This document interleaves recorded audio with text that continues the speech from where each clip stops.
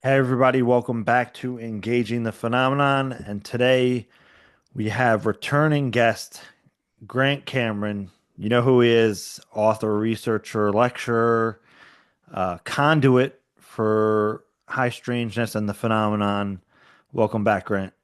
Well, thanks for having me back. I always wonder, when people bring me on, if they've got nothing better to do than to listen to me. It's like, and I think you probably got the same thing. You never figured you'd do this, and then suddenly you realize you're talking to thousands of people, and you're going like, they're listening to me. It's like, are you really Yeah, serious? yeah, yeah. Well, and as just as a warning for people, if you want to put the speed on point 0.5, half speed, yes, you are listening to it in real time, and Grant is not at 2 times speed. That is actually how fast he talks. He's channeling whatever information he Yeah. is. Uh, as I said, he is the conduit. So, you know, Which is true. I even go to people and I say, where do you think the words are coming from? When you talk, and I talk very fast, when you're talking, like, do people actually believe there's neurons that are having board meetings as to, okay, let's put this word in, now let's put this word in. And it's like this whole idea is like the simplest things that we do. Nobody even thinks about how they actually happen. Like some neurons are running the tongue and some are running the hand. Why do people talk with their hands? Even when they're on the telephone, they're still talking with their hands and stuff like that. And yeah, and the more you look at anything, I think whether it's on the quantum level or whether it's on the macro level, looking at planets and stuff like that, and for how big is the galaxy and stuff, the more you look at anything, the more complex it gets, the more complex it gets, the more complex, and just we don't think about it. We just sort of assume 99.9% of the stuff. But that's what we're doing in the paranormal, the stuff that's outside the ordinary, and it's extraordinary, and we spend extraordinary amounts of research to try to figure it out. And what we just basically do is dig the hole deeper and deeper and deeper and deeper, and we say realize this is happening, that happening. And I always tell people, because I next month will be 50 years since I started. And I tell people, you have to realize it is not the world it was in 1975. In 1975, there was UFOs, the odd maybe calumniation, the odd abduction, but basically it was just landing traces, which don't happen anymore. There was windows and crafts, which doesn't happen anymore, and stuff like that. And people, none of the stuff that was happening now, like whether it's the channeling thing, or whether it's the light language, or whether it's some of the stuff that happens now with the orbs. We even call them ground lights. We didn't have a word for it in 76. I saw my first yeah. orb. First triangle I saw was 1976. That there was no description of triangles, there was no orbs, and people just got to realize that the phenomena is morphing as it goes along. It keeps changing, changing, changing, and it's a completely different world than it was in 1975. It was a very simple world. We all believed it was extraterrestrial. It was very simple. They're here. They got lost. Who knows what happened? But it's a completely different world. I always feel honored that I got involved with it, because you would know that when you start studying this, you realize that the world just gets more complex and more grand and more complex and more grand. And you start to realize, like, wow, if people actually understood the complexities of the universe, they would just be in awe. And most people just, they have their lives of quiet desperation. They're running around doing jobs, and they don't think about anything as to what's actually going on. And you and I got to play this game where we get to study these intricate things that tell us that the world is so much more complex than what we actually think it is. And that's why I was going to call this next two books that I was going to put out, I was going to call it the Super Bowl. But then someone told me, an advertising guy told me you could get sued. So then I'm going to call it the big game. But it's this idea when you start looking at this stuff, where I started to realize there's these crossovers between this phenomena and that phenomena. And, there's crystals in out of body experiences and in near death experiences. And the Michael Newton stuff, there's crystals. And then Richard Doty talks about the most amazing thing he'd ever seen was the crystal that they showed the American government. They showed the crucifixion of Jesus on this crystal. And then my friend Ron Johnson talks about being in the spirit world. And his mother shows him this table of crystals where you can look at a certain angle and you can see your past lives and stuff like that. And you start to realize, like, wow, it's like these crystals are appearing in all these different things. And you're going, there's something to this. I mean, this is just bizarre. And yet you talk to people, it's like you talk to people and their eyes roll back, because it's just so far beyond what their normal life is. They just can't handle it. And they just sort of turn it off.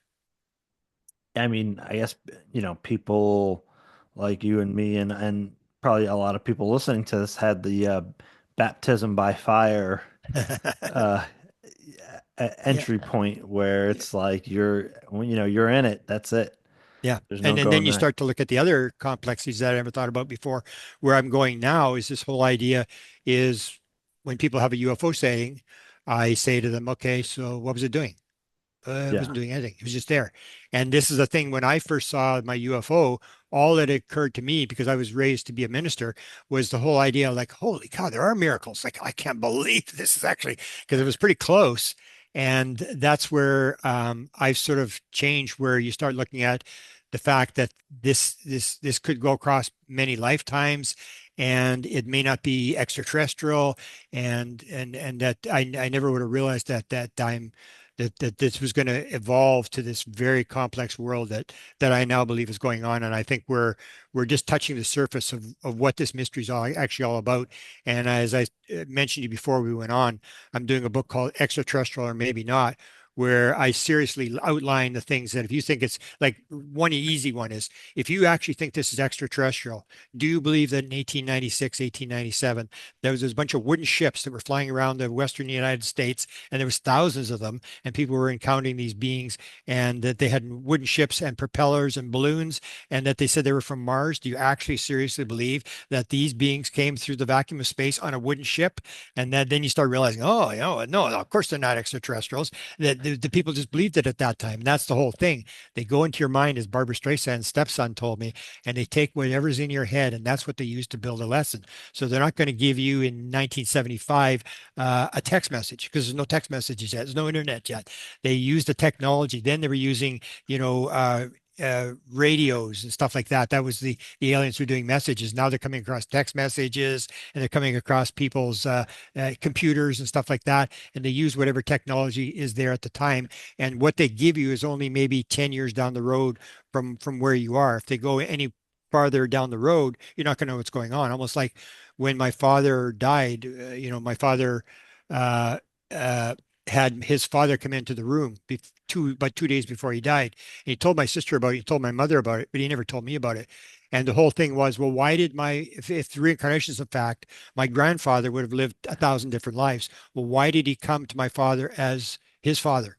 Because if he came as anything else, my father wouldn't know who the hell it was. And that's the Yeah. whole thing. The phenomena is playing off people, and then we got to realize that we're part of the phenomena. Everybody thinks it's some outside thing that's doing something to us. So it's good aliens doing stuff to us or bad aliens. And you get these, especially if you start looking at near-death experiences, you see that there's a meme. So there's a dream, a near-death experience, a UFO abduction. But if you start looking very carefully at all of them, they're all different. The overlay is the same, the meme is the same, and that's where you start to realize that we are part of what we're actually seeing.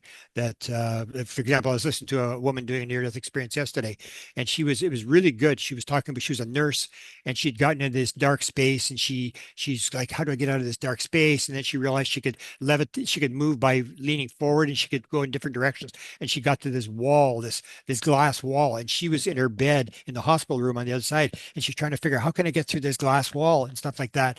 And then she gets through, and then she starts getting scared, and she goes back on the other side of the wall, and then she suddenly realizes I'm in this black space because I built this black space. And she said as soon as she said that, boom, all it opened up, the sun started coming in, which is exactly the experience I had in my psychedelic experience. I had about five that were these sort of really bad sort of experiences. Two of them definitely, I was in a hell type experience, and I'm going like, oh, I don't know how to stop this, and I'm trying to do different ways to stop this thing, and it just wouldn't stop. It just kept coming and coming and coming, and then I just said, okay, that's it. I did it. I mean, I can't blame anybody else for doing this, and this is hell. I'm going to live in hell like this for the rest of my life. And boom, it was over like that instantaneously. I'm in the light. And this is it. So at the beginning of the psychedelic book, I said, uh, surrender is the rule. Believe me, surrender is the only rule. And now in the near-death experience, I see someone has come across with, they repeated the expression, surrender is the most powerful prayer. And as people got to realize that when you get into trouble, the surrender is the thing that releases you. That you got to realize you're probably the one that's encapsulating yourself in whatever problem you find yourself in, or even people who will complain about abduction experiences. I say, this whole idea that even if it's not true, if you believe reincarnation is a fact, then that you chose to do this, you will get ahead of the game. As long as you don't agree that you had anything to do with this, that you're a victim, you're never going to be cured. You got to take, even if it's not your, you think it's your fault, you take responsibility for it. So there's this reflective quality that Brandon Fugel talks about, and that you see over and over in this phenomena, that whatever you put out, it comes back to you. And that's where I say, where these injuries, where people say, what kind of the injuries? They got injured by the UFO. And I say, well, these are Kit Green. So this is all military people, because you would not be able to get a person's file from off the street. These are all military files. So I'm thinking, well, how did these military guys all get so close to the UFO to get burned and stuff like that? And then you realize, that you have these other components, like with the Rendlesham Forest. Three guys are there. The thing flares up, and only John Burroughs gets injured. And they're all standing exactly the same. Kabanzak, Peniston, and Burroughs were standing there, and only Burroughs got injured. So then you say, well, why didn't the other guys get injured? If it's an electromagnetic or radiation thing, they should all have the same thing, but they didn't.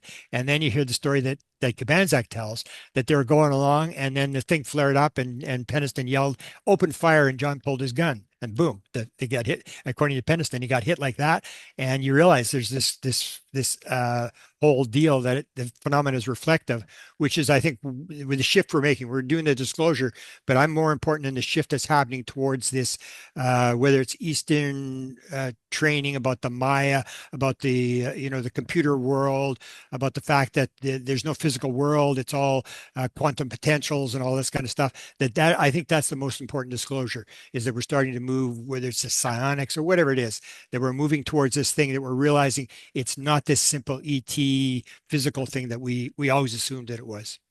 Yeah, and that's very much in the line of discussion that I was having with Jim Semivan. In what he says that the truth is indigestible, and I said, Jim, what's so indigestible that there's these other beings coming here? And he's like, well, no. And he goes on his whole thing about, what if, reality is not what you think it is, and how do you, it's a whole paradigm shift. It's not just like, oh, there's these other intelligences and they're coming over here and visiting us. It's a whole, for lesser words, a consciousness problem, in the sense Yeah, of the question of consciousness and the fundamental um, sure. role that it plays. And I always remind people with Jim Semivan, he had you're the one that alerted me this thing, that Valley had pointed out, this thing that I always said, that Pandolfi, he'd gone to Ron Pandolfi at CIA when he had his encounter. And so he had this event take place. And I don't know if you read the article. I always said that his was the most important case. If you're a UFO disclosure, Yeah. Semi-Van was the most important case there ever was, because he always complains, like he's not taking the responsibility thing. I say, where you got to take Yeah. responsibility, that you may have, he realizes you may have agreed to this before you came in. And he said, no, I don't really care. They didn't ask permission for, as the CIA does when it goes to another country, doesn't ask permission to go and steal stuff and do all this kind of stuff. But the thing with the fact of the matter was that you see it as a sort of a negative event, when in fact, if it weren't for Jim Semivan having that experience, there would be no disclosure, because Jim Semivan was the guy behind the New York Times thing. He's the guy that went to the three-letter agencies and said to them, "We're going to drop this thing. We're just warning you. We're not going to release classified material, but you guys had a chance to get it out, and we're going to drop it." And Jim Semivan always remind people that to listen to him, because he talks about this briefing. I don't know if he did it on your interview, but he talks about this briefing. They was told to get the conference room for 6 to 8 hours, Yeah. and they gave him the briefing. So he's not a guy that's just heard a couple things on the street. This guy actually had a long-term briefing, and yet he's still into this sort of fear world, where he lived in the CIA, and there's all these enemies and stuff like that. And that's the way he sees it reflectively, that he sees this fact that they didn't ask his permission. They're injured, and why would they put these marks on the body? Which is what I ask lots of people, because I have lots of women. I think I even one book I did a whole chapter on this thing about the triangles. Like, you come 10,000 light years across the universe, and then you put a triangle on somebody's arm that will disappear in 3 days. Like, why are you doing that? Like, why did they make triangles in the sky? There's three objects, and then they make a triangle in the sky. What are they doing? And it's all this messaging thing, where they're just, I call it the Jesus circus. They're trying to get you to get mystified by what's going on. And next thing, Jesus has thousands of people following him around, and then you deliver the message once you get everybody's attention. And that's what they're trying to do, is get everybody's attention now. Yeah, and I mean, even it's so funny you mentioned the triangle thing, because on one of the CSETI trainings that I went on, I was, I've had experiences before, but we're doing the CE5 training and whatnot, and when you're on your private time, you're basically doing the protocols and meditation and Yeah. such. And during one of my meditations, I got the message triangle, and I'm thinking like, what is that supposed to mean, right? Like, what does that mean, triangle? So I just don't think anything about it, and I just go and because I'm still even questioning, was that a real impression, or did I just think that, right? So we get out into the field, and as soon as we get out into the field and we're completing the circle, everybody else, we were the last people to arrive. We get there, and then you just hear somebody go, "Oh!" and like everybody's looking in the sky, and in the sky there's a perfect equilateral triangle of golden flash bulbs that was going on for 10 minutes. Wow. And yeah, and there was this one kid who was there from Germany, who I encouraged to go because he believed, but he never saw anything for himself, and his jaw just dropped. Like he was in awe, like the whole night. This kid was Yeah. just like shell shocked. That he because again there was the perfect equilateral triangle in the sky of these golden orbs, blipping in and out, and for almost 15 minutes. Yeah. Right when we got there, and again then the triangle thing made sense to me, and then I was like, okay, right, okay, so Yeah. and And then yesterday I mentioned I was talking to this Mount Shasta guy, and he told me, and I never heard this before. He's talking to this being Adama, and he said he had a thing around his neck and he had a triangle on this thing. And then Chris Bledsoe's alien had a triangle, and the triangle may not mean anything. It may right, just be they want everybody to talk about triangles because everybody's trying to figure out what's a triangle mean, and all they're doing is grabbing your attention to talk about it. And that's what they want is everybody to talk about it, because the more we talk about it, the more consciousness rises. And then it's like Max Planck says, how you convince somebody that something's right? You don't do it by showing them evidence to convince them they're wrong. You do it when they die. Science moves one funeral at a time, and the new generation is not offended with the idea. So the more we talk about it, and then it's like the 1997, when I wrote the 2009, I wrote the article called "The 64 Reasons They Decided Not to Tell You the Truth," and it was though Stephen Greer's the stock market's going to melt down, people are going to jump off bridges. There was all these different things that people were thinking about, or whatever. And of course, what happened in 2017? Absolutely nothing, because Jim yeah, Semivan had gotten everybody ready. Everybody was yeah, ready to go, and they were acclimatized. And that's where you mentioned this thing about catastrophic disclosure. I've said the same thing. What could be catastrophic disclosure? And I said, well, bodies and crafts. I said, I will guarantee you, if they say the American government has bodies and crafts, everybody's going to go, yeah, we knew that already. I mean, tell us something we don't know. yeah, I think we're already there. yeah. Again, it's just like you had David Grush come forward, it's in Congress, and it just came and went, and people are like, "Oh yeah," like, and again, if they announced it tomorrow, more or less, I don't think anybody's going to be shocked, No, right? yeah, Even the skeptics are going to say, "Oh well, we thought so. We just needed the evidence. That's all, right?" They're going to have their yeah, rationalization for why yeah, they were, playing their sure. role as, devil's advocate or what have you.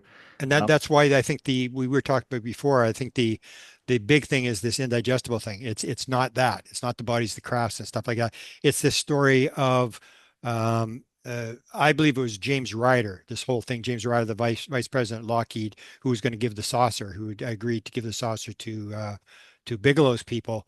And then I was interviewing Jack Sarfati, and I got him a couple times to tell the story. I said, "Tell me a story about this Navy guy that was flew the craft." And he's telling me the story that the craft, not only could they not fly the craft, they couldn't get in the craft. And that's this whole story. And that suddenly it occurred to me as soon as I heard that, I remember James Lukatsky talking about this fact. He was in a congressional facility, which means they're in Congress and not in the White House congressional facility. And this senator's in the room, and he's telling him, "We've got this craft, and we managed to get inside it." And I'm going, I know what the deal was. They finally learned how to get inside the craft, because that's the story that Sarfati is telling. And he said he's like 100% sure 99% sure this guy would never lie to him. And the whole idea is the craft is not only supposedly alive. It's got its own consciousness. And unless you got your head screwed on straight, you ain't getting inside the craft. You can't get in. That's how they couldn't get in the craft. And this guy had managed this whole thing about the love and the oneness and meditation and stuff. And the craft opened up for this guy and he got in and he flew the craft across the hangar. And this was the whole thing that they couldn't figure out how to work it. And they were going to give it to Bigelow, but then the whole thing was that the Air Force had said, no, not only are you not going to give it to Bigelow, but there's this memo from the 1950s that said you've got to keep this thing indefinitely under this security that was costing them all this money, and they're bleeding money storing all this hardware, and they want to get rid of it because they can't get it. And you start to see that's where the indigestible part comes. The craft is alive, it's conscious, and it won't let you in the craft and stuff. It just gets so weird and so esoteric and stuff like that. And then we were talking before, you start to see that the people that are on the top, you suddenly find out they're into all sorts of secret society stuff, Yeah. and you start to wonder, does the government know? Of course, the government knows. That's why they did the MK Ultra stuff, was because they had a live alien they had discovered, because they told the Canadians in 1950 already that other things may be associated with flying saucers, such as mental phenomena. And Adamski would not appear until a couple of days after the detonation of the first hydrogen bomb. That's when he appeared in November of 52. But before that, there was nobody talking to aliens. So how would they know that there's a mental phenomena involved? Most people in ufology didn't learn it until about 2017 or 18, or a couple of years ago. And already back in the 1950s, they're talking about this whole fact that coming from American officials. And so I think that they've worked on that, and they may have made some progress on it, but that's the indigestible part, I believe, is this whole component where you get, the Semivan brings out this figure: 53% of people are reading at a grade 6 level. I looked that Yeah. up, with their AA, and 43% are reading at a grade 5 level, and 21% are functionally illiterate in the United States. And then you take a look at the internet, the attention span on the internet is 8 seconds. So, what messages you're getting across are very few and far between. These people haven't got time. They're not reading anything. And, you and I may understand this, but the vast majority of people they'll, as you know, when you go to talk to them and you get kind of weird with your weirdest story, you start telling, you can actually see their eyes rolling back, or you're in a birthday party and you suddenly realize you and the guy that asked the question are there and everybody else is on the far side of the room. They just sort of back away like Yeah. you're insane, eh? Yeah. Well, and you mentioned Jim Lakatsky, and again, you just came out with another book, Beyond Managing Magic 2, Landing the Plane, unveiling the UFO disclosure puzzle. And again, look at you talk about Lakatsky and the ship, and uh And that gets this the landing the plane, like my assistant actually got the name wrong at one point, and I had to call back and say, no, she's called it flying the plane. I said, no, it's landing the plane. That was the message I got. I got this whole message that you hear over and over again, that actually Jim Semivan said when John Alexander asked him one point. He said, okay, so who's running the show here? Because he, remember, he always used to say the government doesn't know, they have, nothing. And then suddenly Semivan saying, yeah, this is real. They actually do. They're investigating this stuff. It's actually real, John. And he said, who's running the show? And he said, they are. And that was the whole thing. The message I got was clear as day. It said, don't worry, because you get frustrated in the field, like things aren't moving and stuff like that, getting along. And they said, don't worry, Grant, we know how to land the plane.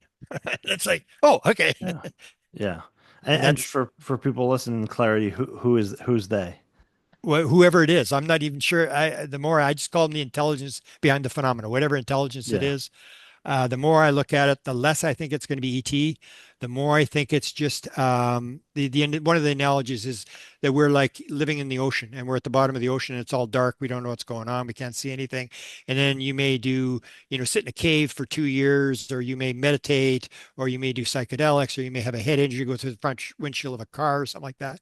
And suddenly, boom, you're out and you're floating higher up in the water and you see these fish.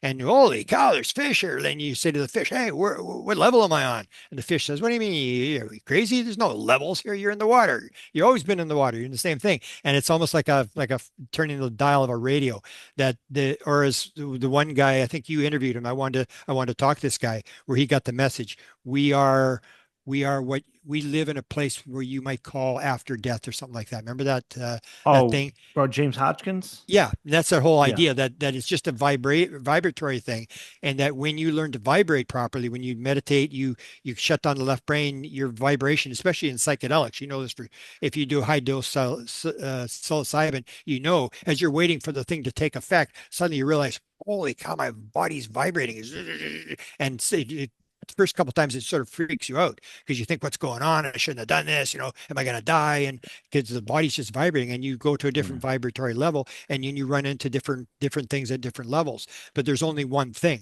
And the other thing that I think is indigestible is this whole idea that you start get with people with they talked about it, this Mission Rama thing with this guy I just interviewed. He talked about it as well, so I got him to clarify that. And it was this idea about time and space. What if there's no time and space? Are you going to actually try to convince people there's no time and space, that there's just a singularity? Like the singularity of Yeah. the Big Bang is still Yeah. here. There is nothing. It's all here. So when you do remote viewing, you're not going anywhere. You're going within yourself. Whereas the famous expression that Greer always uses, the Sufi expression, you see yourself as a puny form when within you is enfolded the entire universe. And that you try to explain that to people, that there may not be any out there. It's all here now. It's all Maya. It's all consciousness. It's all here. There is no time. There is no space. And we have it in our 3D world. But if you have a dream and you say, is there time and space in a dream? Yeah, there is. But no, there's not. I mean, you're having a dream where there's time and you're moving around and there's space. You're moving from different places. But in fact, I mean, where's the dream taking place? Is there time and space? And it's this kind of stuff that's the indigestible part where your whole worldview starts to slip and slide around as to what's going on. Am I in a computer simulation? Who's running the simulation? And I think the concept I've come to is the idea that consciousness is primary and that there is only one thing. You'll hear it in abduction experiences. You'll hear it in Eastern culture, all over the place. This oneness concept. There is only one thing. The Tao that can be named is not the Tao. There's only one thing, and you can't name it. Once you start breaking it into little sections, then you're break. It's not the real thing. It's all one thing, and it has no time and space. And that's the kind of stuff that I think that people are just going to go like. I mean, it is even for me. It's kind of hard to get this idea that it's all here, it's all now, or this idea you're living all your lives at the same time. They're all stacked on top of each other like cards. Yeah, yeah, And you go yeah. to people with that kind of stuff, and they're into, ETs on spaceships. I mean, and they think they're advanced by thinking that. And you start to realize, like, no, or even the thing about the UFO, even with people who see UFOs, it's like, well, what are they doing? I mean, they're just trying to get your attention. And then once they get your attention, to me, like I think the reason they came in so close the first time that I saw it is they wanted to make sure that I would not doubt what this was. Because when it happened, was there's three people in the car and we're looking around, what's he looking at? And as soon as we saw it, everybody said the same thing. There it is. Everybody just instantly knew that was what they were just talking about. And that was the whole thing. It came in so close that I would never doubt. And after the publisher early on said, Mr. Cameron, you may believe in this kind of stuff. When I wrote up all these people's sightings and stuff like that, I wrote Yeah. it all up. And she said, you may believe in this kind of stuff. Count me among the unbelievers. And I went, what? And that was the whole thing, was the idea that once you get the sighting down and UFOs are real, or you have your experiences, I've had experiences, and then you realize this is for real. Okay, now let's move on. What's really going on here? And that's where most people never step over that line, which is what Eric Walker he's going to be in my next book. I'm going to talk a lot about Eric Walker, what he told us, and this is the highest level of source I think anybody's ever had. This is the guy where DARPA came from. He was at the Institute for Defense Analysis, the chairman, and that's where DARPA came from. That's where the Jasons came from. President of Penn State University, 14 honorary doctorate degrees, on the Defense Science Board, worked for Eisenhower, just unbelievable credentials. And he talked to us in the 1990s, and he told us a bunch of stuff that I didn't understand until maybe 5, 6 years ago. And I suddenly realized everything he said was probably true. And the one thing he said is, okay, she says, why should we change the rules and regulations to satisfy your curiosity? And it's true. When you look at the UFO field, 99% of it is people, they're just curious. Like what's going on? It's like a movie on Netflix, like what's the next episode going to be and stuff like that. And when he said to us at one point, he said, okay, let me ask you a question. So what are you going to do with it? You figure this thing out. What are you going to do with it? And there really is no answer. Nobody's ever given me a true answer.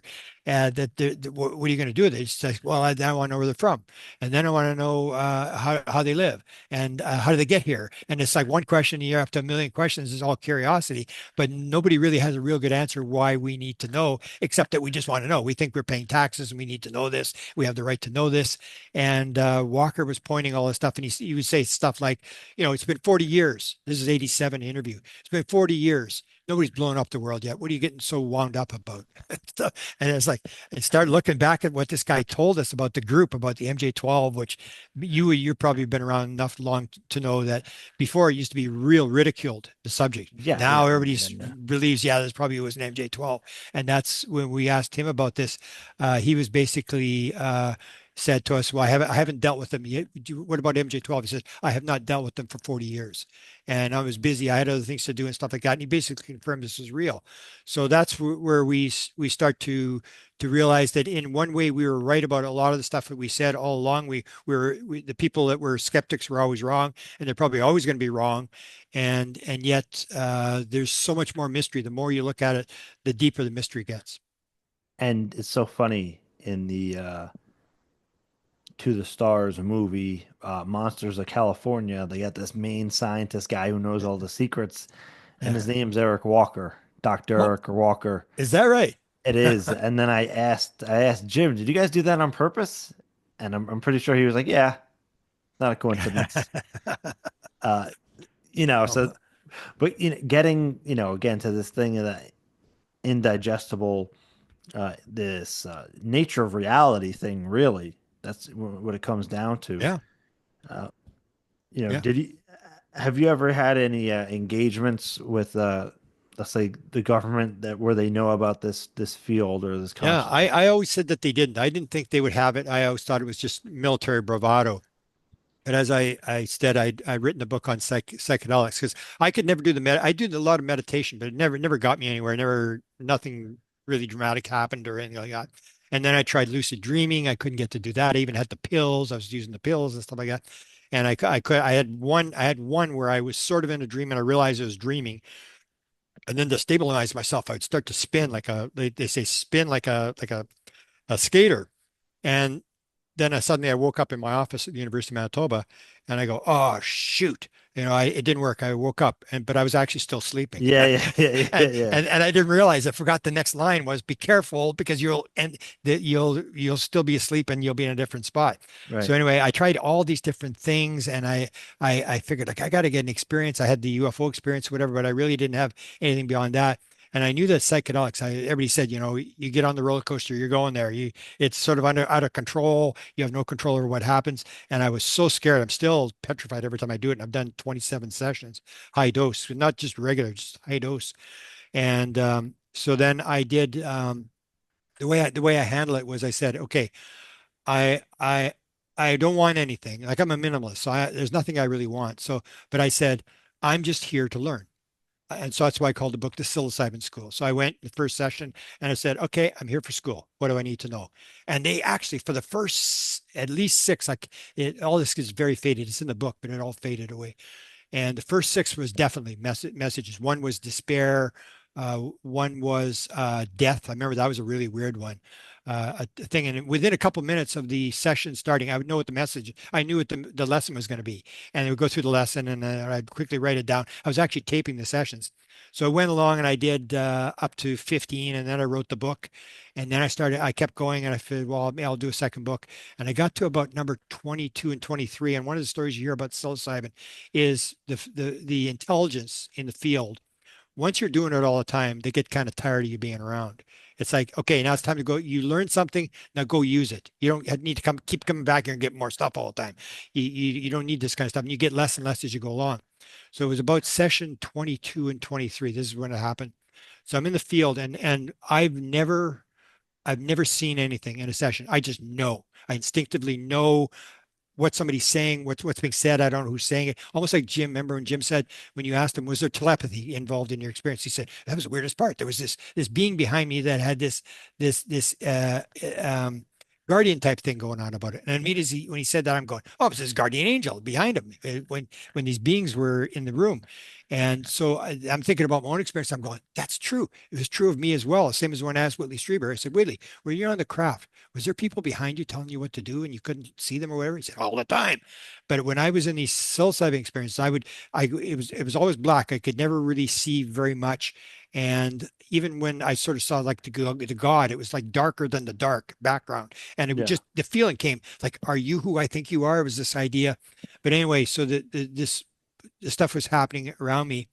And so I'm just sitting there, and all of a sudden, as clear as day, there was a guy beside me. And of course, I couldn't see him. I just sensed there was a guy. He was young, he was army, and he was on a computer, and he was right beside me on below me and just behind me.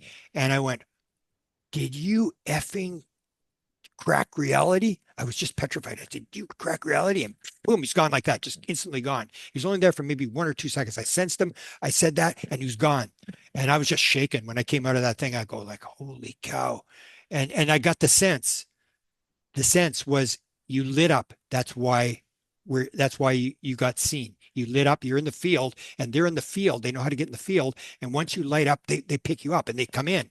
And so then I sort of calmed down. Almost every session, it takes me about 6 weeks or 2 months, or even now it's been 6 months before I go back in again. I go, I hate it. I just can't stand doing it, but I want to learn some more stuff. So it was a while, and then I said, okay, I'll do it again. So then I go in, and I don't know whether later I was thinking, was this an actual event or was this what's happening? As I said in the psilocybin thing, surrender is the rule. Believe me, surrender is the only rule. And they hate ego.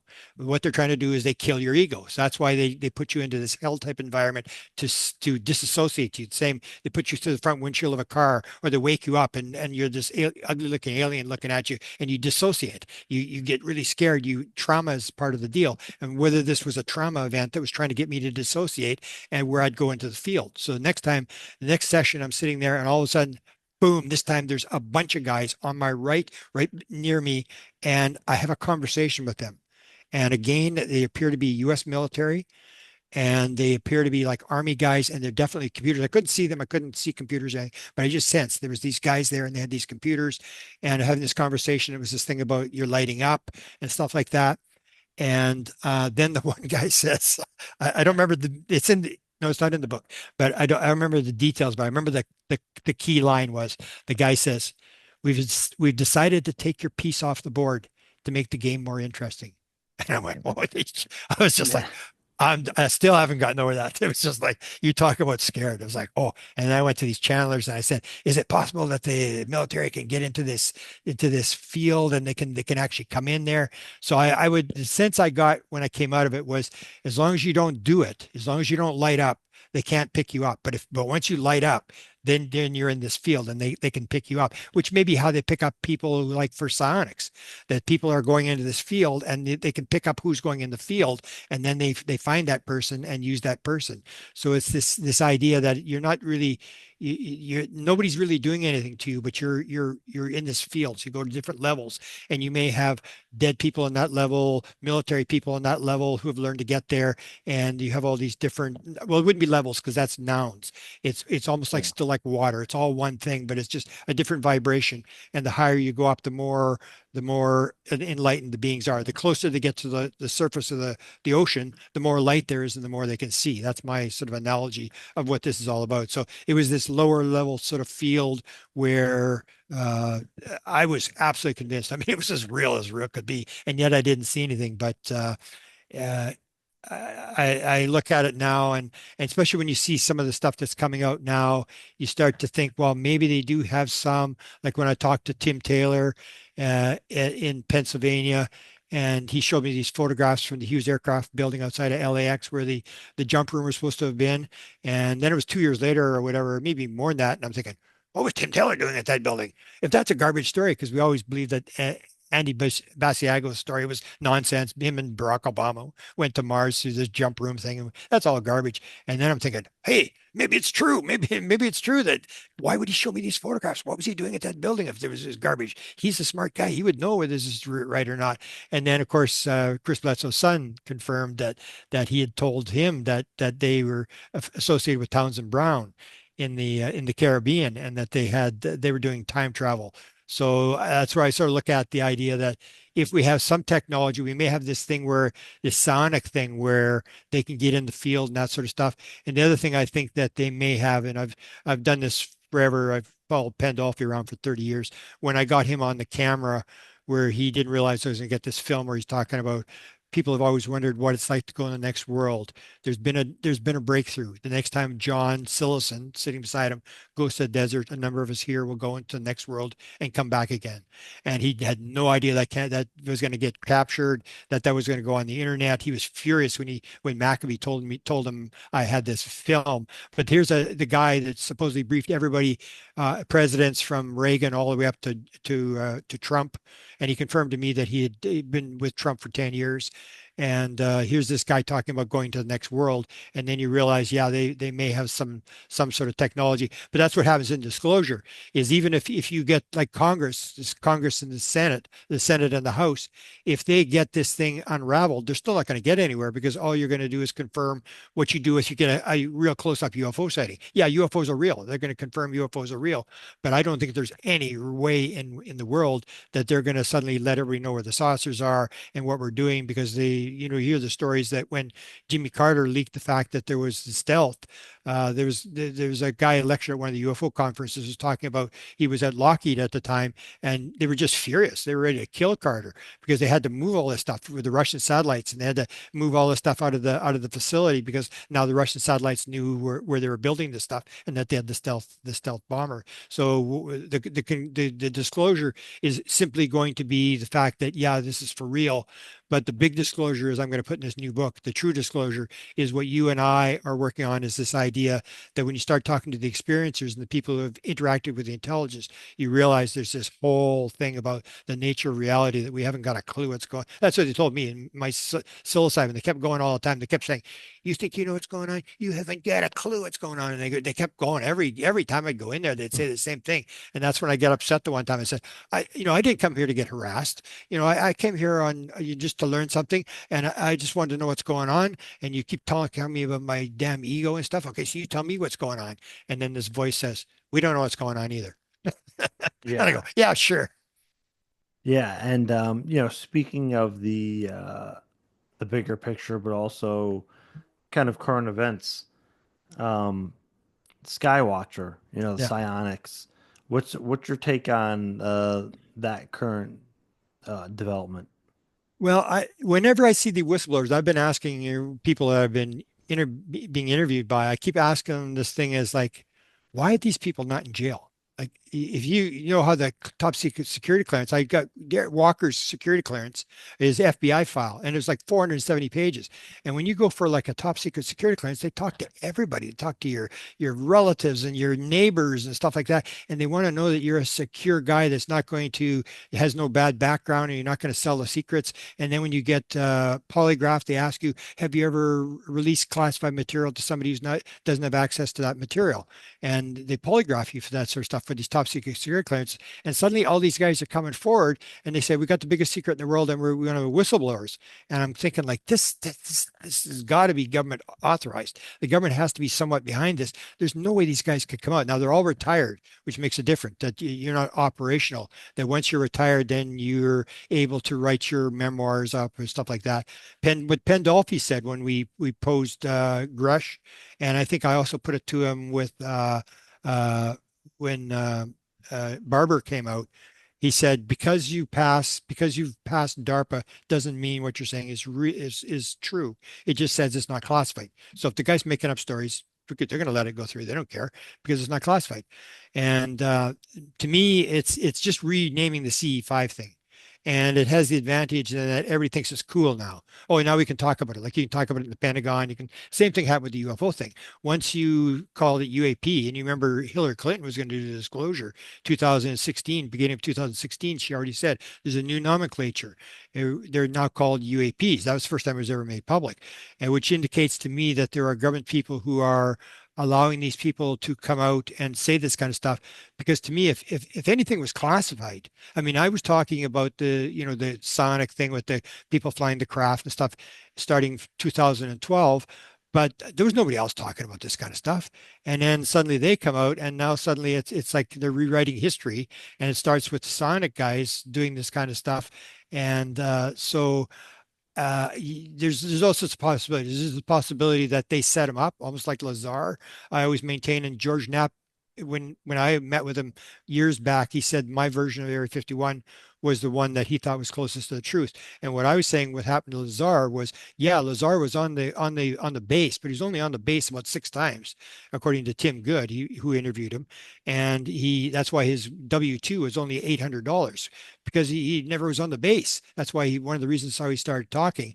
And they put him on there because they knew he had a bad background, and they knew that they'd show him all this stuff, and then he would go public with it, which is exactly what he did. The first day he went running to John Lear, and he went to John Lear's house and he told John Lear, and John says, go back for 6 months, then come back. They're going to be following you. What are you doing? You shouldn't be telling me now and stuff like that. And they knew he was going to talk, and they knew the story would blow up. But it went viral because George Knapp actually needed a guest in May of Yeah. 1989. He didn't have a guest. So he said, get that guy up to base, bring him down here. I need a guest for tonight. And then Yeah. it was no longer John Lear telling the story. It was George Knapp, Emmy award winning George Knapp telling the story, and it went viral because now it changed the thing. Because in the second interview that Lazar does with EG&G, when he did the interview, he met Teller in the beginning of November. He had this phone conversation, and he's already on the base with a top secret security clearance on December the 6th. That doesn't happen. It takes you 6 months to get a top secret security clearance. So they let him on the base right away. But on the second question, the first question in the second interview, EG&G, they ask him, "What's your association with John Lear, and what do you think about him?" So they knew that he was friends with John Lear. And of course, John Lear was Mr. Wacko, man. He was like, he ran for Senate and stuff. But he was on the underground bases and the shootouts and all that sort of stuff. And then when Lazar went on the second day he was there, they gave him 125 documents, which you don't do. It's a need to know program. You give him 125 documents about Looking Glass Project and all this kind of stuff. And they had the shootout story, the Dulce shootout story. But Yeah. in his version, it was under Area 51. So they're recycling the story, and they want him to tell that story. And it gets everybody all confused, and they're putting the stuff out there. So I think some of this may be the same thing. So he may pick up an egg, and he may have had the impression it was a non-human intelligence. But a lot of the stuff they could set it up to make this guy think that he's doing this kind of stuff, and then he comes out with it.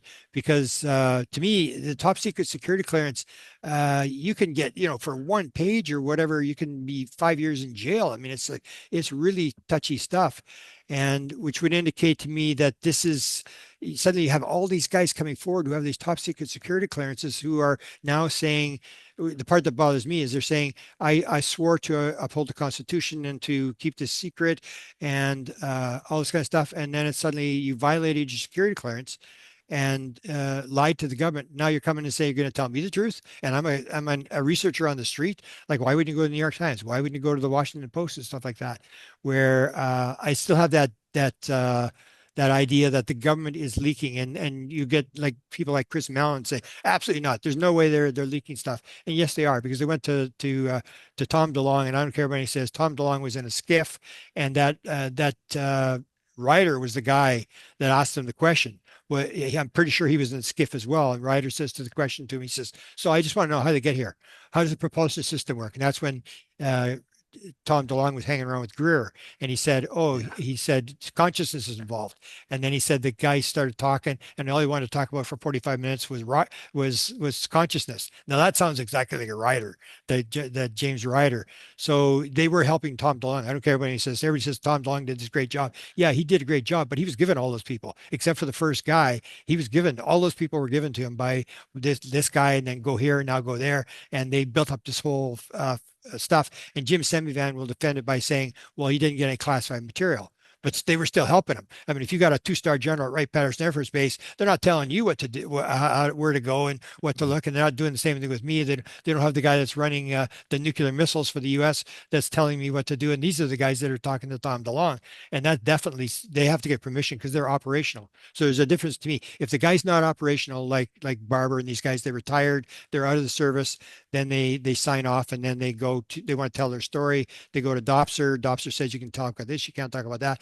That's okay. But if the guy's operational, if he's, McCaslin at Wright-Patterson Air Force Base and he's still operational, or he's Robert Weiss, who's still operational, head of Lockheed Skunk Works, you cannot talk about classified material. You're still operational. You got to be debriefed. And in your debriefing, it says you're not never allowed to talk about this. You're never allowed to talk about that. And so it's always bothered me with these ideas, but you get this whole thing of acclimatization. So it may be another program of acclimatization. Hillary Clinton saying there's a new nomenclature. It's called psionics. And now the term is out there. People are able to talk about it. And we're making another step, or we're making the proper step towards this consciousness aspect, which, same as me, even in 2012, I remember I was interviewed by Jerry Pippin, who was one of the biggest interviewers at that time in the UFO field, and he said to me, he said, I can't believe you've done this, Grant. I just cannot believe you've done Yeah. this. You went from, you're the president guy, you had the documents, you're the president guy, and you went from that to this woo-woo stuff. And I said, well, I didn't really go. I was kind of teleported there. And nobody wanted to talk about consciousness. And you get like Jill Bolte Taylor had the most listened to TED Talk, where she talks about the fact that you did not talk about consciousness when she had this experience where her left brain gets shut down and she's out in the universe. She's as big as the universe and all this kind of stuff. This That's a yeah. neuroanatomist and from Harvard and stuff like that, top woman. And she said that there's absolutely no way you would lose your position at Harvard if you talked about consciousness. Now it's like everybody's talking about it. Everybody's talking about sonics and stuff like that. So we're making the right direction, at least moving away from the lights in the sky, which gets you to the point, yes, this is stuff's for real. But what happened to me is the second night I saw it, and it was real the first night. The second night it came right at me, and then it sort of made this turn, and it's sort of flying away. And that's just when I went like, okay, that's an extraterrestrial. Like that is so wild. What's it doing? It's not doing anything. It's just so weird. What's it doing in this little town that was not famous for anything? There was nothing there and stuff like that. I couldn't figure out why it was in this little town in the coldest place in the world and stuff like that. And that's where I think we got to keep the movement towards this idea that it's more complex, and there's this psychic consciousness component, which Lukatsky actually has now admitted. The propulsion system is a combination of physical and psychic elements. And when you asked him, he said, I'm an expert. So they say, well, they're not leaking stuff. Well, Lukatsky said, I and maybe Column are experts at taking highly classified material and moving it down to lower classifications.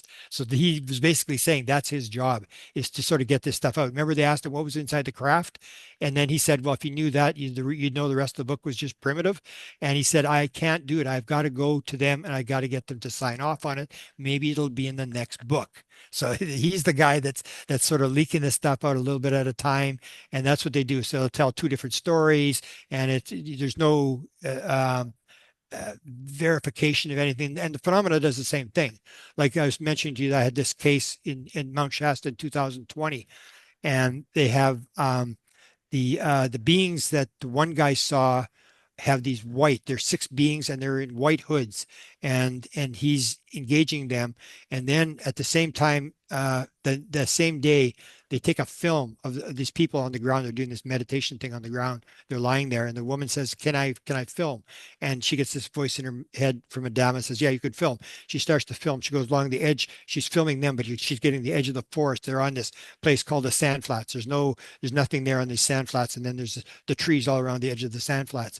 And she goes, and at the very beginning of the film, here's a hooded white figure, which looked like a woman, by this tree. And then it goes, and then she pans the camera back, and there's this woman again. And in front of the tree, it looks like there's a portal in front of the tree. The tree is all sort of distorted at the bottom, and there's this big shadow in behind this being, and she's moved a distance, and we can't say it's a woman. And it's the same thing. So the phenomena gives you the story, but they don't give you absolute proof. It's sort of like, wow, man, if we could have, gone to that place there or gotten closer, it was sort of far away, but it was clear as day. It's a very clear figure of this somebody in a hooded white thing standing at the edge of the forest. And that's what the phenomena does. So it doesn't give you the whole thing. It's doing these breadcrumb things that are forcing us to look for the message and figure this whole thing. And that's why I used to call it the theory of wow, now I call it the Jesus circus, because that's what Jesus did. He had all these weird miracles, feeding 5,000 people, walking on water and stuff.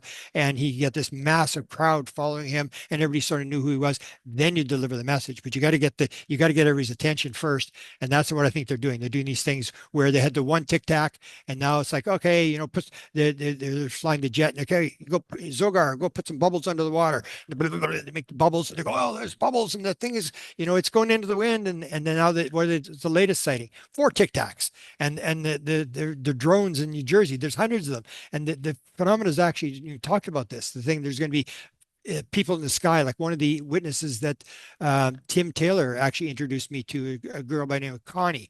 She was getting these visions, and I got to know her fairly well.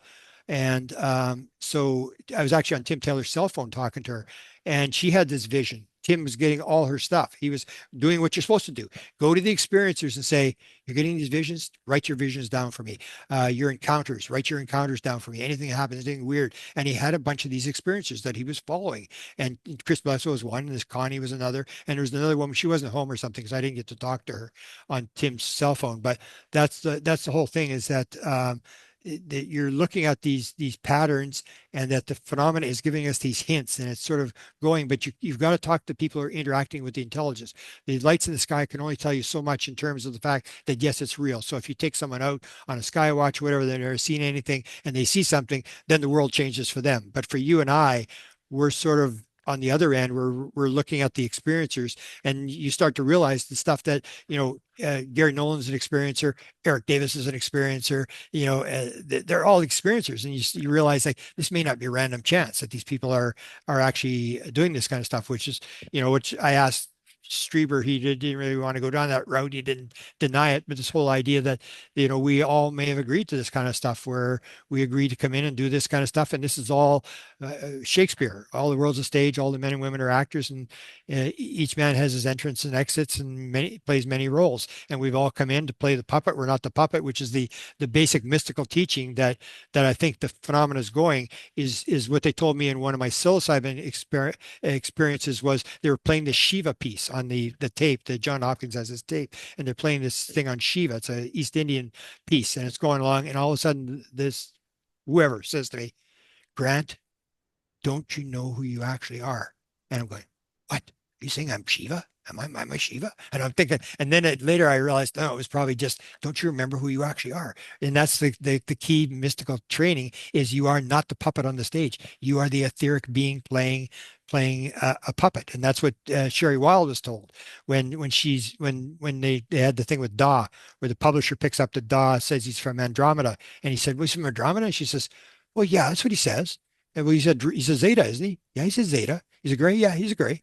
Well, he can't be from Andromeda then. He's got to be from Zeta Reticuli. He's a Zeta. Really? She says, really? Is that real? Okay, I'm going to go ask him. So next time she comes, he says to Duh, okay, so what the hell's going on here? Are you an alien or what's going on? Are you actually an alien? He said, no, that would not best describe who I actually am. And then the mystical line, he says, I am actually an etheric being on a mission in the cosmos for the creator. And that's the whole thing. You got to realize that we're these etheric beings. We come into the world, we leave, we go, or Whitley Strieber's wife, who said, whatever we're dealing with has something to do with death. And then when she dies, she comes to Whitley. She says to Whitley, Whitley, I am no longer Anne, but I'll always be Anne to you, which indicated that she's gone to another life, but she'll always be Anne in the play that we played on the stage. And so you get all that kind of stuff. So the book I'm doing, this Super Bowl book, which I call The Big Game, goes through all this sort of stuff, where I start looking at all these parallels, where you say, holy cow, I didn't know this happened in out of body experiences, or in the one with Eben Alexander, famous for the most famous out-of-body experience. He saw aliens. He got pulled by the publisher. He saw aliens during that encounter, and you start to realize like there's aliens there, and then there's all these crossovers, and you realize it's all the same thing. That's exactly what uh, Ray Hernandez got in his message when he was pulled out of his car. you got to quit parsing this stuff. It's all the same thing. Consciousness is at the center, and you got to parse it. And for different traditions, so if you're an Eastern tradition, they're going to do like a meditation type thing, and there, or we're more technological, so they may use technology, and that whatever this phenomena is, it's interacting with us, and it may actually be us that's interacting, and we're pulling this stuff up, and we're trying to raise this consciousness, which is moving along pretty fast in terms of where we're going. And I just hope that we get it before we sort of blow it up. Because the other problem that we got with the disclosure is that when you get disclosure, the military is still going to run it. They're not giving it up, and they're still going to use it to build weapons. And I say, I'll be damned if I'm going to help guys get this out with more funding when they could drop bombs on my grandson. And it's this whole idea where the people that want to get this out there are the people who shouldn't have it. These are people who are not going to use it for good. So I think we have a responsibility to put the other side of the story out as to what the message may be from these beings or whoever they are. I just call it the intelligence. Yeah, I mean that's the tricky part, right? It's a catch 22 is that there there's been a disclosure narrative, uh, and it's brought credibility globally to the Yeah, UFO conversation, which in turn, in a sense, gives credibility to some of the psychic phenomenon stuff. It puts it in people's awareness and their consciousness and the consensus, right? The cultural effects that Jacques Vallée talks about. And so we're having this conversation on a broader scale.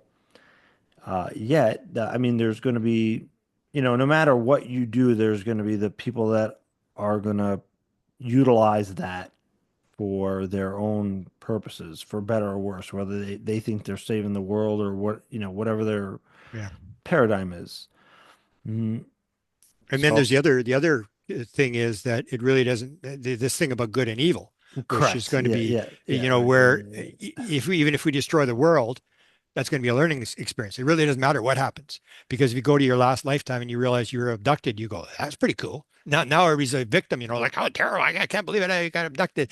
Or, but if you go back into your past lives, it's going to be forgotten. And if you can pull it up, then it's just what you learn from it, that everything is a learning experience, that whether it's good or bad. And that's when it comes to this weird thing that, because you had the experience yourself, is this trauma event when you have a car accident or something, and suddenly, boom, you're out of your body, and suddenly this is this whole idea that people will say, I don't want any trauma. I want the enlightenment, but I don't want any trauma. And you see it almost over and over again. We wrote about it. Desta and I wrote about it in Contact Modalities, and I was kind of doubting it when I finished the book. I said it can't be that way, but it is. It's like this trauma event where, trauma is this dissociation thing where I started looking at, why do the aliens wake you up? Because they want to scare the living daylights out of you. And then you go, okay, Zovar, he's ready to go. We got him. And that's the whole idea. Whoever sees anybody being abducted, and you start going into this thing, nobody sees anybody being abducted. So is this an out of body experience? And you start to see that 80% of all people who claim contact with non-human intelligence have had out of body experience. 37% have had near death experiences. 40% say they knew the answer to everything in the universe, which I got in psychedelics. 31% of people in near death experiences have this thing where they knew the answer to everything in the universe. And then you get this whole idea. So it really gets it weird, because if you're on the craft and they allow you to see this thing where you know the answer to everything in the universe, and then they say you can't take it back, almost like Betty Hill. No, you can't take the book. No, you can't take it back with you. You got to, and you're going to forget this. No, I'm not. Yes, you're going to forget it. And you go back, and all you remember is I knew the answer to everything in the universe. Even like Nick Cook's wife had one in a shared near-death experience where she has this experience where she knew the answer to everything in the universe.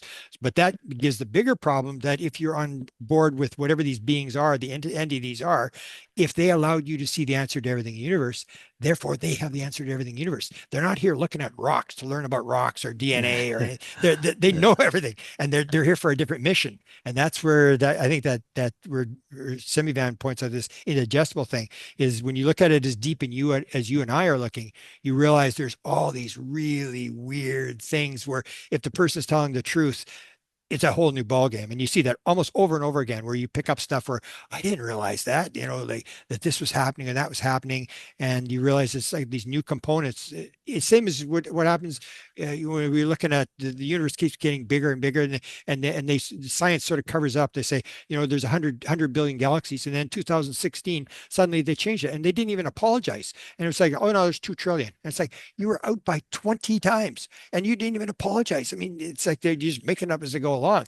And that's what Yeah. you don't realize is that the universe, if you go back 100 years ago, we believed the atom might have been solid. We didn't realize there was electrons going around the atom. That was the gold foil experiment in 1911, or in 1920. People don't realize there was a big debate between the guy who ran Harvard University astronomy and this Curtis guy, another big astronomer, about the big debate: was there more than one galaxy? And the one guy was defending. He said, no, there's more than one galaxy. And but in our galaxy, we're at the center of the universe. And the other guy said, no, we're at the center. We're not at the center of the universe, but there's only one galaxy. And this whole idea is only 100 years ago. And you realize like we've come so far with the spooky action at a distance and all this kind of stuff. The quantum thing has just sort of backed up that Eastern tradition that Hindus and Buddhists had 5,000 years ago. And I believe they got it because they sat in caves and they picked it up. They were able to enter the field. They were able to dissociate from the physical 3D world and go into there, get that material, bring it back down and put it out. And we thought they were stupid because they couldn't build cell phones. When the Eastern traditions had this stuff all along, and the more you look at it, the more it looks like Maya is going to be right. It is all going to be illusion, that it's all made out of, or what's the other word they use for it? Reality, Samsara. absolute analytical realism. This idea Okay. that everything there's a world out there, but it's all made of thought forms, and that's the whole thing. We are the creators. We are co-creators of the universe. That we are God. We are part of God. That we are creating this sort of stuff. And if you go to Michael Newton, you start seeing these backups that this could be true because Michael Newton's talking to these people, 7,000 people, lets them die in their last life, takes them into the spirit world, and they describe it's in the spirit world. And they're all describing the same thing. And he's talking to these guys, and he's saying, "What are you doing?" "Oh, I'm making a rock." He said, "You're building a rock?" "Yeah, I'm building. I don't know how to do plants yet." And this idea that these people between lives are building things out of consciousness, out of energy, and they're forming this sort of stuff. And then you get Mark Sims. Mark Sims has the CE5 encounter with Greer. He has this event where this being comes to him, this Tejabar comes to him, and he's for 13 days he's inside his body, and he says, "Are you an alien?" "No, I'm from here 5,000 years BC or something like that, from the southern coast part of South America." And if you look at his chart, it's exactly the same chart. It starts with very little thing, and the highest beings, the highest entities are creating galaxies, and these are creating rocks. And you go through this whole pattern of 16 different steps, and so you see this crossover over, and it's starting to verify the fact that the Eastern people are probably going to be right about it all. That it's all this Maya stuff. It's all consciousness. There's no physical world. Things are popping in and out of reality, and just this really weird world. But hopefully, if the training goes through school with quantum physics and stuff, people will sort of be ready for that world, that where the world is not the way we think it is, where kids are into Star Trek and different dimensions and stuff like that. Where I think we're there, and between the beings dropping this stuff with breadcrumbs and the government dropping this stuff through breadcrumbs, I think in the end, because if there's no good and bad, if it's all just lessons, where as they told me, the name of the book. Don't worry, we know how to land a plane. They've probably done it on 1,000 different planets. They know exactly how to move people down that road and change the consciousness and raise the consciousness. And the more we raise our consciousness, the more we realize it's this really grand and amazing world where we're trying to make it more elaborate. You're adding stuff, I'm adding stuff. We're making this, we're building buildings, we're doing all this kind of stuff, and with the world is just getting more and more elaborate and grander. And that's the whole plan. The whole thing is to make the world this better and better every single day. Yeah, and speaking about the whole past lives thing, I know before we started recording, I brought up the Rosicrucianism thing, Yeah, and that guy, he recently had passed away, Dr. Robert Gilbert. But again, very similar to the Eastern tradition, say Ramana Maharshi. One of his whole big things is who am I?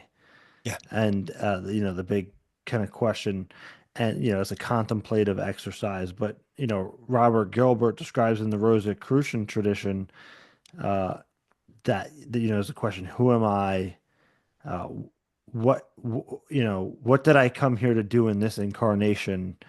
And one of their whole goals through their exercises is you know saying, we're all of us have these associations with non-human intelligence, um, these different entities that are constantly coming in and out of our field, and we're getting these impressions. And in the Rosicrucian tradition, you're learning to be able to identify what impressions or impulses are your own and what are coming from other higher beings and such. Uh, so that's just the interesting, again, that's getting more to the indigestible thing. How are you going to explain to, Joe down the block, hey, you got these higher intelligence entities that are constantly coming in and out of your field and giving you ideas and inspirations and inventions, impressions, inclinations. Yeah. So it's just funny that that all ties together. And he Robert Gilbert was huge into Rudolf Steiner, who talks about this idea of uh, what is it? I think it was like a karmic biography, and it's, like trying to become aware of your all the different lives you've had and what you were supposed to do in them and such. But before you had mentioned one of the books that you're working on has to do with like the government disclosure, or why the case against government disclosure. Yeah. Yeah. And that was the whole idea of the fact that it's the wrong. I've always maintained, I still maintain that what the exercise in Congress is not so much to find out UFOs, it's to scare the living daylights out of Congress to get money, which is now going to sort of backfire because now you see that the NASA budget has been possibly going to be cut in half, and it backs up the Trump contention back in 2016 that he's not interested in outer space. And so everybody's relying on this. And I always said that these are the last guys I want to control this stuff. That because when Leslie Kane first came out, she said, well, we should discover this because it's a threat to airline traffic. And I guess everybody just sort of laughed and went, so you got to scare everybody to death. And you go to Congress, you go to the Armed Services and the Intelligence Committee. If you really wanted it to be a scientific investigation of what UFOs are, you go to the Science and Technology Committee. They're not even involved. Nobody's even talking to them. It's this idea of the weapons, that you need the money for weapons. And that's why I say there's probably all you're going to get is a disclosure that, yeah, this is for real. But in terms of getting the material, it's going to be like nuclear weapons that you're just not going to be able to see it, that these guys are going to use it for military purposes. And that's not really what I want to support. I want to try as much as I can to get the true disclosure, which is why are the beings here? And in ways they are here, because of the environment and because of the nuclear weapon stuff, which thank God somebody's going to turn off the weapons. It sort of gives me some uh, condolences where they turn it around and say, well, they're going to block us. When the Russians launch their missiles, we're going to turn off they're going to turn off the missiles. No, I think they just basically are very upset. And I even had the one case in North Dakota, a girl, an experiencer, actually told me her bizarre experience of all her encounters and stuff like that. And then she took me to where the thing came out of I think it was the B-10 silo at the Minot field, and we were standing there and at that fence, and I said to her, "So where did the UFO come out from?" She said, "I see a metal thing over there." I said, "Yeah, that metal thing. It came out of there." She said, "Yeah, it came out of that metal thing. That's the lid for the silo." And I go, "Really?" And it was copper, and it was like it was round, it was copper, and it was hovering about 25 feet above the air. It had this burn marks around the middle of it, and it's spinning. She peed her pants. The other two girls went racing off and stuff like this. And you get this idea that this phenomena is here for some reason. And I think we got to start listening to the experiencers, because again, the experiencers may not always be right, but I think part of that is the phenomena is playing this game where they're not giving it to you like where John Alexander talks about it's happening off camera, or where we have this film where they talk about the people in the white hoods, but the being is far enough away that somebody could say, oh, it was maybe, somebody standing there with a hood on or something like that. And it just wasn't close enough. But even though it was during the middle of the day and it was pretty clear film, that I think that they're both playing this game of you give a little bit, but then you pull it back, you put a little bit out, and you pull it back. Because the other way that people want us to do it is they're going to land on the White House lawn and give us a lecture. And that's the way we do it, the left brain thing, where we're going to come and tell you how to live your life. And, we're going to bring you freedom, democracy, Jesus, and McDonald's, and this kind of thing, where in fact they're doing the opposite thing, where they're creating awe and curiosity. And that's to get you to get curious as to what the heck did I see? What is that all about? And you know what it's like. You can't get out of the rabbit hole. You can't let it go. You spend your rest of your life, and it's same as near-death experiences where people will say, it's terrible. They don't ask, like Jim Van, they don't ask permission. Well, they don't ask permission. God doesn't ask permission when he decides he's going to throw you out the front windshield of a car and have a near-death experience either. You got to realize that trauma is part of the event, and that's all part of the same thing, and that nobody's picking on anybody, or that when you have a bad near-death experience, it may be like you're an experience that you create, because most of the people who have the bad near-death experiences are the people who are people who are trying to hold back. They're not letting go. Same as when I always maintain that the people who get the injuries are all the people who have the wrong attitude, like these special forces guys that were at Skinwalker Ranch. And it was like, oh, these guys, they had got, they were so scared they didn't want to go back. And this thing happened to them. It was so terrible or whatever. And I knew the phenomena could do something really bad. But basically, I kept saying, well, were these guys armed? Were these guys have guns? And it was like, oh, of course, these guys are special forces guys and stuff like that. And they were hunting the skinwalker, and you get into the game. And the skinwalker, whoever it is, says, oh, you want to play hunt the skinwalker? We love to play that game. You want to play hunt skinwalker? And you start realizing, there was one woman told me, she says, oh, yeah, they cause injuries. There's two guys, one died of a cancer and the other guy got really sick, and they went in a portal. And I said, really? So to go in a portal? And this is in Georgia. It was a Skywatch. And she said, yeah. And I said, did they have guns? And she says, well, yeah, they're special forces guys. Yeah, they had guns when they went in the portal. And I said, and you're surprised that something happened? And she says, well, there's rattlesnakes and there's all sorts of stuff. Everybody's got a gun there. And I go, well, if you go to a C5 event, you're not supposed to take a gun. That's not a good Yeah. thing to take. Yeah. Yeah. And yeah, there was like I guess a little controversy about Skywatcher, and they had the guns in the video, and this Yeah. that was the whole And thing. that's where I start to wonder, is this, what's the real purpose? Or like, maybe you can explain to me, what was the deal? I mean, this thing about shooting him down, they were pulling it. When I first heard the story, it sounded like they were pulling them down and someone was shooting them. But when I saw the video from Esalen, I mean, all I could think about was, oh my God, Stephen Greer could do better than that. There was these two little lights in the sky that were making this pattern or whatever. But I mean, you were the same as me. I mean, I know a lot of people who are at CE5 events with Stephen Greer. I've heard some pretty wild stories about what happened, and it was not some little light in the sky type thing. Yeah, And these guys are making this thing like this is like the second coming, and like no, this is like just a simple Skywatch thing where you got some light up in the sky. It's like it may be anomalous, but it's nothing really wild. yeah. I mean, I've had a lot of real wild stuff, even just on my own out in the field. But so when you're talking about Skywatcher, they have the range which they're talking about, and according to Jake Barber, when he was on the range, and when he was operational, um, some of them were taken down by the psionics team, UFO sky pilots, Yeah. like that. And some of them were taken down by microwave weapons.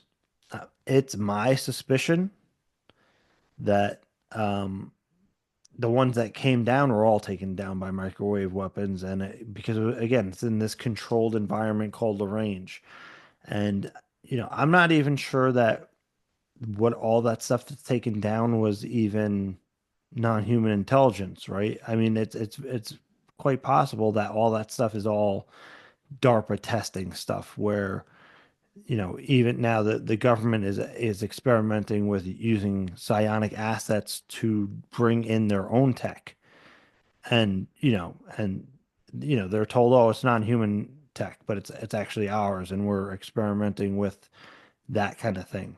As I mean, that's one example. As I don't know if that's the case.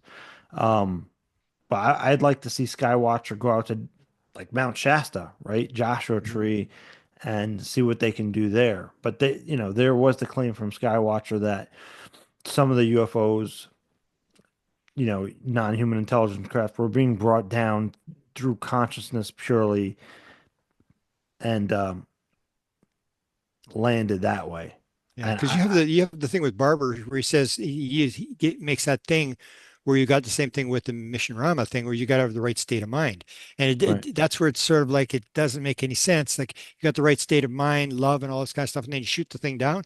I mean, the beings Well, get because in that sense, it was like that wasn't, right, right. So that's what they were doing in the program. Skywatcher in the private sector, he said yeah. they're not doing that. Okay, but even in it doesn't make any sense. Even if it's in the program, Right, is right, is right. like the intelligence has to know that you're playing a game. If somebody's Correct. pretending they're in love and some guy's hiding behind a rock with a Yeah, weapon, yeah, that's right, gonna right, right. and that's a part of There's the no thing way that you're tricking them. yeah, that's the thing That, is the phenomena. right. That's and I don't know you speak for yourself, but to me, the more I realize, the more you realize that this phenomena is pretty powerful, and it has.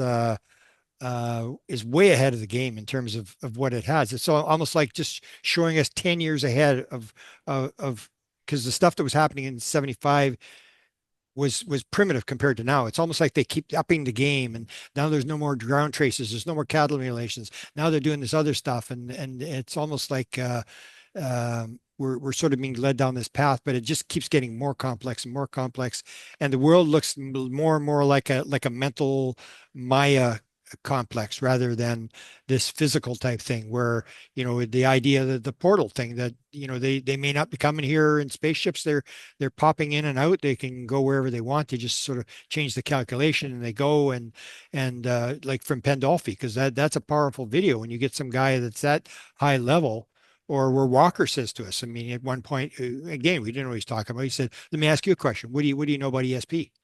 He said, unless you know about ESP and how it works, you will not be taken by the control group. Very few people understand how it works.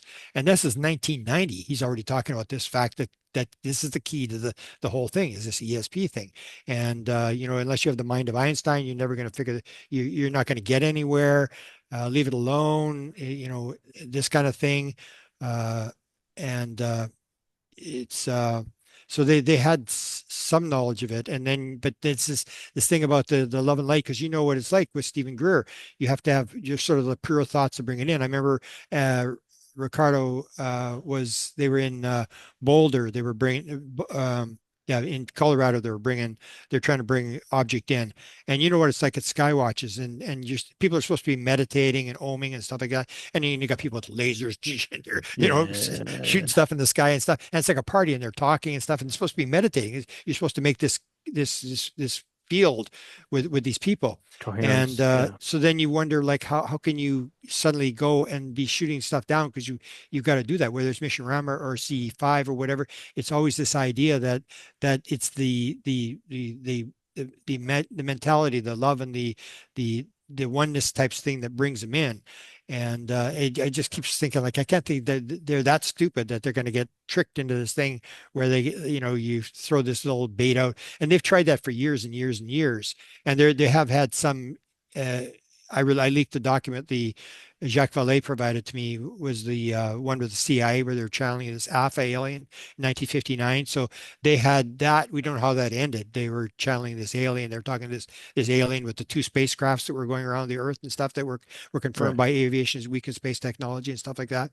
And then the other was the that has been confirmed by people like Eric Davis and Hal Puthoff and stuff, and that was the Holloman Air Force Base. That was the real deal. And that was, I remember Emenegger telling me, this whole thing about, I said, Bob, if it weren't for Close Encounters of the Third Kind, if it weren't for the location and the time of date, that sounds just like Holloman Air Force Base. Oh, I didn't tell you? No, you didn't tell me what? I didn't tell you gave a copy to Steven Spielberg 2 years before he made the movie. No, you didn't tell me that. And Yeah. this is the whole idea is that you get this whole thing where the government may have known, a lot of this stuff, and they hadn't knew enough in 71, according to Emenegger told me it was May of 71 when this happened, in order to bring a craft in.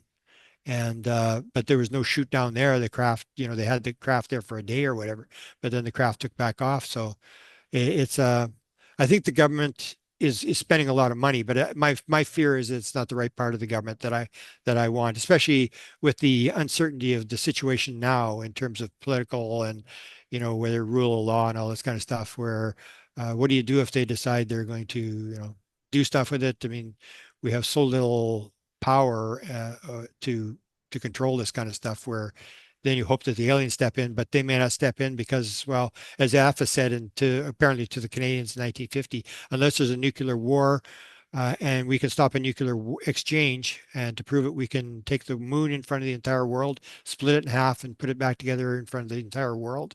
But other than a nuclear exchange, we will allow the human race to stew in its own juices.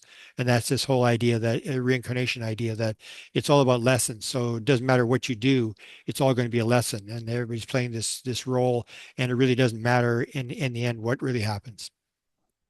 Right. And it gets to the whole oneness thing, and like everybody's playing a role.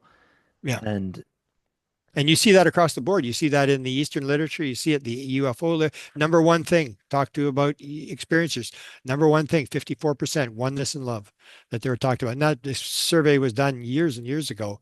And, you get it in the out of body experience, you get it in the near death experience, the oneness stuff. And then you start to realize that all this stuff is connected. And that's, I think the message I'm trying to put out is not so much the disclosure. I've always hated the disclosure stuff, but the this whole concept of this higher field, that everything's in a field, and we have the ability, whether through meditation or through whatever technique we use, to get in that field, and that's the more accurate material. So I was very suspicious of people using rational analytical thought, because that's left brain. And if you look at the research for the left brain that was done in the 70s and 80s when they were cutting the corpus callosum and separating the two brains, it was clear that the thing that does the thinking in the left brain is what they call the interpreter, the left brain interpreter, where you get two pieces of information. One is what you know, and then something that you didn't know, and then you got to fill in the gap, and this thing will instantly fill in the gap. And according to Gazzaniga, it's almost always wrong. I maintain it's always wrong. So in your rational analytical, when someone guesses, so say they're New Jersey drones, then someone says, "Oh, it's probably just balloons." The guy will never change that. That's the thing, is that's the left brain interpreter just jumps in there and says, "Oh, it's this or it's that," or it's what's called the analytical overlay in the remote viewing. Once there's analytical overlay, shut the program, shut it down, go for a beer. The program, the thing's over. Once the left brain starts guessing, and so that's where uh, we have the situation where uh, the rational analytical mind is not what you want to rely on. This sort of using reason. What you want is the information that is in the field is accurate, and that's where it came in the telepathy tapes. We may have talked about it last time.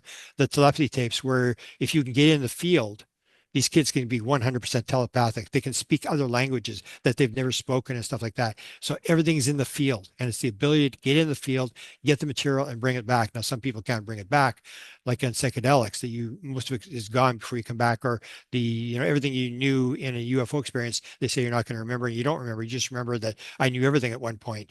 So that's the thing, is there's information in the field, and if we can learn that, then we can learn. It's the rational analytical stuff that really scares me, where it's like the person's never had an experience. They know more about UFOs than the generals, and they know everything about everything. And it's the people, there's a difference between believing. Those people can only believe. If you haven't had an experience and you've got an opinion, that's good. That's your belief. The only people that can know are the people who've actually had the experience. And those are the people I think we have to be talking to. yeah, well, I think that's a good place to leave it for now, Grant. I gotta have you back on again soon for sure. Because I mean, I feel like we're just getting started, and we were talking for quite a while before we even started. Um, what one thing I did want to mention is, Greg Braden, he does some consciousness research stuff. And one thing he said is, we are the field. We're not just in the field. We are a part of it as much as it is, ever present. Yeah, I think that would be the bottom line of what's happened now, is this quantum field theory. is that everything is, and so when you get an electron, electron is not an object, it's just a part of the field, and all you're doing is measuring the part of the field that it's affecting. That's what you're measuring, and that everything's a field. And that's we're starting to move towards the right way of thinking about things, and that's been given to us by the phenomena. The phenomena has led us all the way along the path and sort of enlightened us as to how the game's actually played and how things actually work. But again, you got to talk to the people who are actually getting this stuff from the field, because people will, negate it by saying it's anecdotal. But so was the sightings at the Nimitz, and it's all anecdotal. You may have a little bit of radar tapes that you don't see or whatever, but in the end, it's all going through a subjective mind, and it's all analytical. So to me, that doesn't displace anything. I think it's very important that the stuff these people have, because in this next book that I've got coming out, this double book, you'll see. I mean, it goes across the field where people are talking about here, or the 360 degree, which you see in out of body experience, you see it in near death experiences, and you see it in abduction experiences, where people say they could see in 360 degrees. I didn't know that until like 10 years ago. You can see into 360 degrees, and And that's what you realize that in this, in yeah. my experience, I had a part that was like that, but it wasn't just 360 space. It was also 360 time. Yeah. And that's the indigestible Yeah. stuff. That's the Yeah. indigestible stuff where you people are Yeah. going, oh, come on, James. And but when you hear it in all these different phenomena, and then it's very powerful, because it's like if I was going to make up a story, I wouldn't use 360 degrees. That's a total nutcase. The same as Yeah. I was flying the craft and I could see in 360 degrees. Like you're not going to make that stuff. And yet you get all these people telling this bizarre aspect of a story that indicates this is actually happening. And then so what does it mean? You got to get past that and say, well, how does reality actually work? And I think that's where you and I are sort of, in the sort of the front edge of a field that's looking at this, and more people are coming in our direction now, and we're moving away from that sort of materialistic paradigm to the post-materialistic world, in terms of understanding that the world is much more complex than we originally thought it was. Indeed. Well, again, thank you so much for coming Yeah. on, Grant.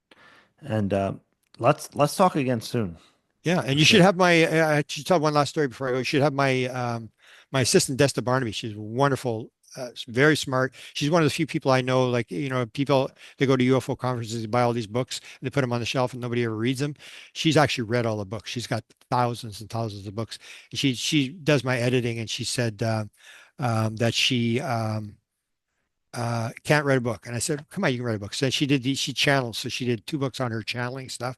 And then, so now she's told me she's got 15 books ready to go. Oh And I my said, God. I told you could. And the thing was, she had 2 readings. One of the reasons I called you guys the young guns is because you guys found this Kay Randall May. And I'm going, how the heck did you guys figure that out? Who she was? That was on the Kit Green tape. So Kit Yeah. Green's talking to this woman, and they're talking about multiple dimensions and all this weird stuff. And Kit's going, "Hang on, let me write that down." And then you guys figured this out. So Kay Randall May is supposedly the best medical intuitive in the United States. I've used her a couple times, and she was right everything she said. And anyway, uh Desta had a reading, and Kay Randall May told her that she was one of the oracles of Delphi. And then she had a second reading for someone else, and they told her the same thing. So if you get her on, you've got somebody who may have, Yeah. in history, may have been somebody pretty, and she is very smart. She is well spoken, really smart, and she's anything you could talk about paranormal, she knows all the background and stuff like that. So it'd be she doesn't like doing interviews, but she's starting to do some interviews now. But just fascinating. When I said, because I did the interview, I said, "Are you going to tell everybody who you are? Are you going to tell me who you are?" And I actually felt, proud that I said, "Holy cow, I could be actually working with the Oracle of Delphi." It's Yeah. like, so anyway, Yeah, for we'll sure. leave it at that, and we'll talk again. We're always interacting there, and so. And let me know when you're going to have James on, Jim Semivan. He's one of the people I think you got to listen to, the same as Lakatsky. Those are the 2 guys that I say you got to listen to. These 2 guys. They're not playing games, and they're trying to be as helpful as possible to try to get some stuff out. Yeah, for sure. So we'll be in touch, Grant. Take Yeah, care. thanks.